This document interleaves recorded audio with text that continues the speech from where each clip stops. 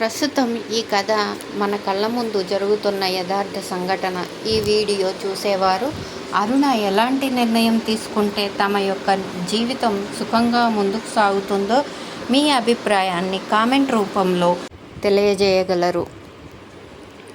సమయం ఉదయం 9 గంటలవుతుంది. ఇంటి ముందు కారు వచ్చి ఆగగానే ఆరు బయట ఆడుకుంటున్న 6 సంవత్సరాల వయసు ఉన్న నవ్య లోపలికి పరిగెత్తుకుంటూ వచ్చి అమ్మమ్మ వెనకాల నక్కి గట్టిగా పట్టుకుంది. కాంతమ్మ గారు ఎంత చెయ్యి విడిపించుకున్నా ముందుకు లాగుతున్న నవ్య వెనక్కి వెళ్ళి లాక్కుంటూ ఏడుస్తుంది. ఇంతలో 2 నిమిషాలు ఆగాడో లేదో కార్ స్టార్ట్ చేసుకొని వెళ్ళిపోయాడు రాజేష్. తర్వాత కాంతమ్మ గారు నవ్యను బుజ్జగించి స్కూల్లో దింపి వచ్చారు. కాంతమ్మ గారికి ఒక్కగానొక్క కూతురు అరుణ డాక్టర్ చదువుకుంది. మంచి పిల్ల. తండ్రి గారు చనిపోయి 15 సంవత్సరాలు అవుతుందేమో. అక్కడ నుంచి అరుణ బాధ్యత కాంతమ్మ గారిదే. చూస్తూ చదువు పూర్తి అవగానే పెళ్లి చేయిద్దామని ఒక అరడజను సంబంధాలు వెతికిన తర్వాత ఊళ్ళో సంబంధం కళ్ళ ముందే ఉంటుంది బిడ్డ అనుకొని రాజేష్కి ఇచ్చి వివాహం జరిపించారు. రాజేష్ మద్రాసులో ఇంజనీరింగ్ పూర్తి చేసి ఇక్కడ ఒక ప్రైవేట్ కంపెనీలో జాబ్ చేస్తున్నారు. రాజేష్కి తల్లి లేదు, తండ్రి ఒక్కరే ఉన్నారు. కాంతమ్మ గారు ఊళ్ళో సంబంధం అనుకున్నారు, కానీ రాజేష్ గురించి పూర్తిగా తెలుసుకోలేకపోయారు. రాజేష్ విభిన్నమైన మనస్తత్వం కలిగిన వ్యక్తి. ఒక మాదిరిగా ఉంటాడు. ఒళ్ళంతా కూడా అనుమానం పిచ్చి. అరుణకి వివాహమైన 1 నెల రోజులు అయిందో లేదో పాపం టార్చర్ స్టార్ట్ చేశాడు రాజేష్. ప్రతి పనిలో పెడార్థం తీయడమే రాజేష్ పని. ఏది చెప్పినా తప్పే. అరుణ ఒక ప్రైవేట్ హాస్పిటల్లో డాక్టర్గా పనిచేస్తుంది. మంచి శాలరీ కూడా. అరుణ హస్తవాసి చాలా మంచిదని పేరు కూడా. కానీ అదే చేతుల్ని అవమానించేవాడు రాజేష్. ఈరోజు నువ్వు ఎంతమందిని ముట్టుకున్నావు, ఎంతమందిని పట్టుకున్నావు చెప్పు, నీకెలా అనిపించింది అని ఇలా రకరకాల వ్యంగ్యమైన మాటలతోటి అంటారు. కాంతమ్మ గారు ఊళ్ళో సంబంధం అనుకున్నారు, కానీ రాజేష్ గురించి పూర్తిగా తెలియకపోయలేదు. రాజేష్ విభిన్న మనస్తత్వం కలిగిన వ్యక్తి. ఒక మాదిరిగా ఉంటాడు. ఒళ్ళంతా అవమానం. వీరికి నవ్య జన్మించింది.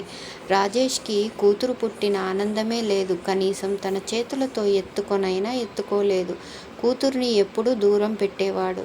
ఇదంతా కూడా కాంతమ్మ గారు గమనించి అడిగితే అరుణతో ఏదో ఒకటి సర్ది చెప్పేది. కూతురు వయసు పెరుగుతున్న కొద్దీ వీరి మధ్య దూరం కూడా పెరుగుతూనే ఉంది. అరుణను ప్రాక్టీస్ మానేయమనేవాడు రాజేష్. దానికి అరుణ ప్రాణం పోసే శక్తి తన చేతుల్లో ఉన్నప్పుడు ఎందుకు మానేయాలి అని చెప్పి అనేది. అలాంటి వృత్తిని ఎలా మానేయమంటావు అని అరుణ ఒప్పుకునేది కాదు. ఇలాగే కాలం గడుస్తుంది. కాంతమ్మ గారు 2-3 సార్లు పెద్దలతో చెప్పినా రాజేష్ వారి మధ్య ముందు తల ఊపుతూ ఉండేవాడు తప్ప మార్పు మాత్రం రాలేదు. కాంతమ్మ గారు ఇంటికి రావడమే ఇష్టం ఉండేది కాదు. రాను రాజేష్ ఏ విధంగా తయారయ్యాడంటే అరుణను నవ్యను ఇంట్లో బంధించేవాడు. ఇంట్లోనే ఇద్దరినీ కూడా ఉండనిచ్చేవాడు కాదు. నవ్యని నీ దగ్గరికి తీసుకోవటం మాట అటుంచి పాపం ఆ చిన్నపిల్ల దగ్గర నుంచి వస్తే చీదరించుకోవటం, తోసేయడం, కొట్టడం ఇలా చేసేవాడు. పాపం నవ్య తండ్రిని చూస్తే భయపడిపోయేది. అందుకని ఎప్పుడూ కూడా నవ్యని వారి అమ్మమ్మ గారి ఇంటి దగ్గరే ఉంచేది. అరుణ నవ్య బాధ్యత అంతా కూడా కాంతమ్మ గారు అరుణనే చూసుకునేవారు. ఇంట్లో పని అంతా మాత్రం అరుణనే చేయాలి. రాజేష్ వరకు మాత్రమే వంట చేసి అరుణ వారి తల్లి ఇంటికి వెళ్ళిపోయేది. వరకు మాత్రమే వంట చేసి అరుణ వాళ్ళ తల్లిగారింటికి వెళ్ళి భోజనం చేసేది. ఇంటిలో తిననిచ్చేవాడు కాదు. రాజేష్ ఉదయం తన ఆఫీస్కి వెళ్ళే లోపలే అరుణ పని అంతా ముగించుకోవాలి, లేదంటే డోర్ లాక్ చేసుకొని వెళ్ళిపోతాడు. సాయంత్రం వరకు కూడా తీయడు. తను ఆఫీసు నుండి వచ్చే వరకు కూడా అలానే ఉండాలి.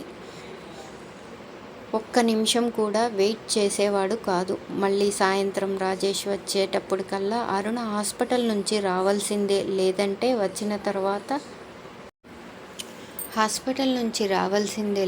వచ్చిన తర్వాత డోర్ ఓపెన్ చేసేవాడు కాదు. తన సంపాదన తనదే. ఒక్క రూపాయి కూడా కూతురి కోసం కానీ, ఇంటి ఖర్చు నిమిత్తం కానీ ఇచ్చేవాడు కాదు. అంతా కూడా అరుణ భరించాల్సిందే. ఏదైనా చిన్న పని చెబితే రుసరుసలాడుతూ ఉండేవాడు. ఇదంతా చూస్తూ కాంతమ్మగారు, పెళ్ళయి 8 సంవత్సరాలవుతుంది. ఎంతకాలం ఇలాగా? నేను ఎక్కడ ఇలాంటి విచిత్రమైన పద్ధతిని చూడలేదు. నీకెందుకు ఈ బాధలు? నీకు సుఖము లేదు. నీ కూతురికి తండ్రి ఉన్నా లేనట్లే. నీకేం తక్కువ? మంచి సంపాదన ఉంది. విడాకులు తీసుకొని వేరే పెళ్లి చేసుకోమని ఎంత గోల చేసినా అరుణ వినిపించుకోవటం లేదు. నాకు పెళ్ళైపోయింది. నా జీవితం నా కూతురు కోసం మాత్రమే బ్రతుకుతున్నాను అని అంటుంది తప్ప ఎలాంటి నిర్ణయం తీసుకోవటం లేదు. ఇలా 8 సంవత్సరాల నుంచి అనుభవిస్తుంది అరుణ. రాజేష్లో ఏ మార్పు లేదు, బాధ లేదు. వీరిద్దరికీ కాలమే సమాధానం చెప్పాలి. అరుణ చేస్తుంది మంచిదేనంటారా? మీ ఉద్దేశం, మీ అభిప్రాయం కామెంట్ బాక్స్లో రాయండి. ఈ వీడియో నచ్చినట్లయితే సబ్స్క్రైబ్ చేయండి, షేర్ చేయండి, లైక్ చేయండి ఫ్రెండ్స్. మరిన్ని వీడియోలతో మీ ముందుకు వచ్చేస్తాను. బాయ్.